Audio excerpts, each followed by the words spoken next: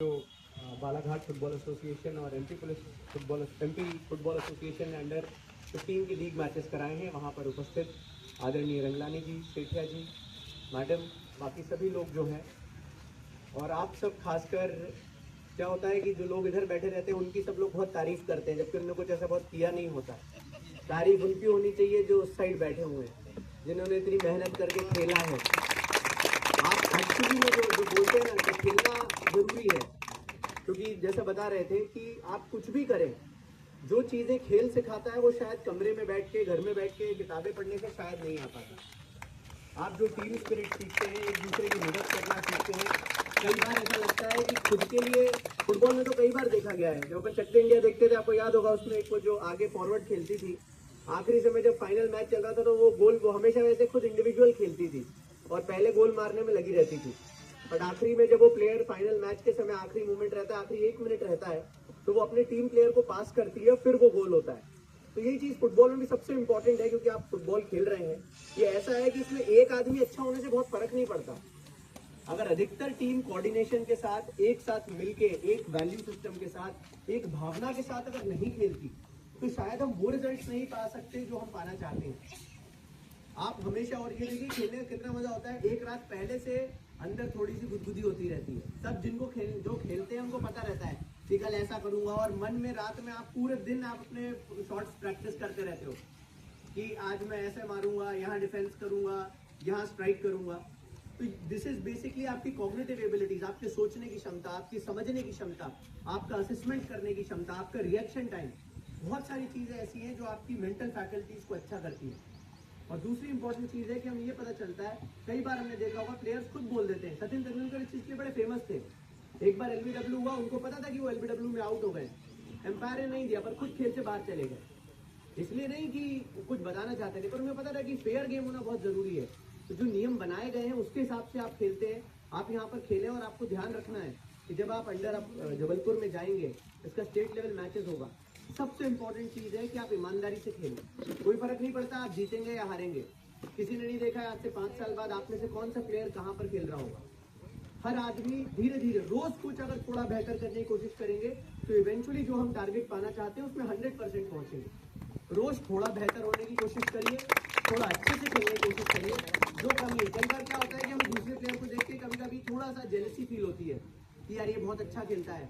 हर आदमी में कोई ना कोई ऐसा ट्रेट होता है जो दूसरा आदमी उससे देख के सीख सकता है। यदि आपको लगता है कि कोई प्लेयर बहुत अच्छा खेलता है, उससे पूछिए, समझिए, सीखिए। वो बताएगा कि मैं ये करता हूँ। उससे ईर्ष्या करने की जरूरत नहीं है, उससे सीखने की जरूरत है। और अगर आप में कोई अच्छी चीज है तो बाद में अपनी टीम को सिखाइए कि यार ये मैंने एक चीज देखी कि ये शायद हमें काम आ सकती है। यदि आप इस भावना के साथ खेलेंगे तो मुझे लगता है कि कोई भी आपको किसी भी उसमें, और ये तो सिर्फ एक खेल है, पर जीवन की रेस बहुत लंबी रहती है। हम क्या होता है कि हम 1-2 दिन की रेस सोचते हैं तो बहुत आगे का सोच नहीं पाते हैं। पर जीवन में सबसे इंपॉर्टेंट चीज होती है परसिस्टेंटली मेहनत करना। आप कुछ भी चीज करें, खेल सबसे इंपॉर्टेंट यही सिखाता है। रोज सुबह उठ के जब सब लोग सो रहे होंगे, ग्राउंड में आना, चक्कर में दौड़ना। आपको कितने भी अच्छे प्लेयर हो, सबसे पहले कोच साहब यही बोलते हैं कि पहले जाके 10 राउंड लगा के आओ। और यही लगता होगा कि यार रोज सुबह जब मैं तो इतना अच्छा खेलता हूँ, कुछ जो प्लेयर अच्छे होते हैं उनको लगता है कि मैं क्यों दौड़ूं। ये इंपॉर्टेंट इसलिए है कि आपकी मसल मेमोरी बन जाए। फिर कुछ चीजें ऑटोमेटिकली गेम्स में होती हैं, इसलिए आप जो चीजें यहाँ सीखते हैं आपके भविष्य में 100% काम आएगी। इसी चीज को देख के सीखिए। और आजकल तो पेरेंट्स भी बहुत एक्सेप्टेबल हो गए। जैसा पहले रंगानी साहब बता रहे थे, हमारे समय यही बोला जाता था कि पढ़ोगे लिखोगे बनोगे नवाब, खेलोगे कूदोगे बनोगे खराब। ये सबको ये बोलता था, पर आजकल ऐसा बिल्कुल नहीं है। स्पोर्ट्स में जितनी अपॉर्चुनिटीज हैं, जो स्पोर्ट्स चीजें सिखाता है, मैं तो खुद फुटबॉल के लिए इसलिए बोल रहा हूँ क्योंकि जब हमारे पुलिस अकेडमी में होती थी, मैं अपनी फुटबॉल टीम का कैप्टन था। इसलिए भी मुझे पता है कि 2 चीज हमको सीखता हूँ। मेरे दोनों घुटने इसी गेम ने तोड़े, मेरे दोनों घुटने की सर्जरी इसी गेम ने कराई है। पर फिर भी मुझे ऐसा लगता है कि इससे अच्छा, या और जितने भी गेम्स होते हैं उसमें जितना अच्छा टीम भावना, जितना अच्छा स्टैमिना, जितना अच्छा रिएक्शन टाइम, जितना अच्छा हम लोग डिसिप्लिन सीख सकते हैं फुटबॉल में, उतना शायद किसी और में नहीं सीख सकते। अभी मुझे बता रहे थे कि वो सुनील है, वो यहाँ पर फुटबॉल अकेडमी चलाते हैं।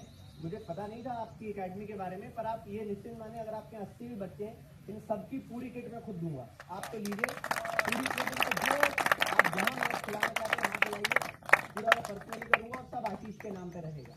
तो आप जितना भी, अगर कोई भी बच्चा खेलना चाहता है, आप सबकी पूरी किट, आप जब अंदर अभी जबलपुर के लिए जा रहे हैं, आपकी पूरी किट मैं पर्सनली स्पॉन्सर करूंगा। आप जाइए, खेलिए, तोड़िए टाड़िए, नए मिलेगा, कोई चिंता नहीं करनी है।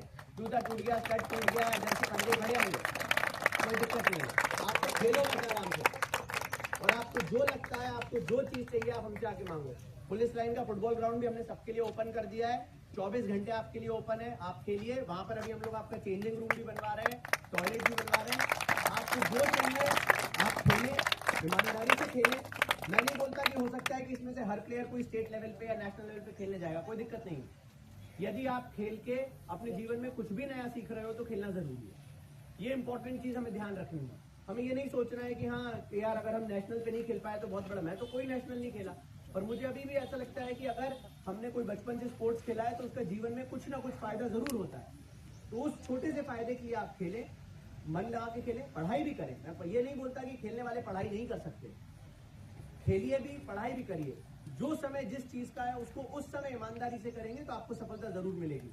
और ये बात ध्यान रखिएगा, आशीष शर्मा की याद में हमने किया है, पर हमारे यहाँ का सबसे मेहनती, सबसे ईमानदार, सबसे डिलीजेंट जो कोई अधिकारी था वो आशीष था। तो एटलीस्ट उसके नाम पे तो जरूर होना चाहिए, क्योंकि जो सारी वैल्यूज वो होल्ड करता था। वरना आप सोचिए, एक नरसिंहपुर का लड़का यहाँ आके बालाघाट के लोगों के लिए कितने सालों से नक्सलियों से लड़ रहा था।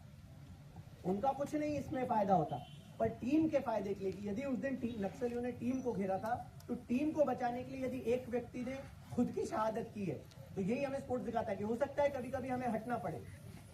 मुझे पता है कि वो फुटबॉल नहीं खेलता था, क्रिकेट खेलता था, पर जो भी है आप सारे स्पोर्ट्स खेलेंगे उसमें यही भावना आपको मिलती है। तो इसी खेल भावना के साथ आप खेलें, खेलना जरूरी है, खेल भावना से खेलना जरूरी है। जीतना हारना सब लगता रहता है, और आपको कोई कमी नहीं होगी आपके किट्स और उस चीज के लिए। आप उसी से निश्चिंत रहें, आप बस ईमानदारी से खेलें, सीखें, और जो चीज आपको लगती है कि जिस स्पोर्ट्स को आप खेलना चाहते हैं आप उसको करें। पुनः पूरे सभी आयोजन समिति को, सभी लोगों को, सभी कोचेस को बहुत बहुत धन्यवाद कि आपने आशीष की याद में ये टूर्नामेंट किया। और मुझे पता है कि आप में से कोई आशीष से मिले नहीं होंगे, शायद हो सकता है आमने सामने कभी रूबरू ना हो, पर आप ये देखिएगा जब भी कभी आप आंख बंद करेंगे और जो सबसे अच्छे व्यक्ति की यदि आपको इमेज अगर कभी आती है तो वैसा ही कोई व्यक्ति आशीष होगा। हम में से भी हो सकता है आज से 10 साल 15 साल बाद आप में से कोई फोर्सेस को ज्वाइन करे, कोई आर्मी को ज्वाइन करे, कोई किसी और चीज में करे, और हमें अपॉर्चुनिटी मिल सकती है अपने देश को सर्व करने के लिए। तो ध्यान रखिएगा कि आज से लेकर आज से 10-15 साल बाद भी जब आप खेलेंगे तो जो वैल्यूज आज आप सीख के जा रहे हैं वो उस दिन भी आपको काम आएगी। बहुत बहुत धन्यवाद सर, आपका बहुत बहुत धन्यवाद कि आपने बच्चों के लिए हमारी डायमंड एकेडमी, क्योंकि उसकी प्रधान की इसका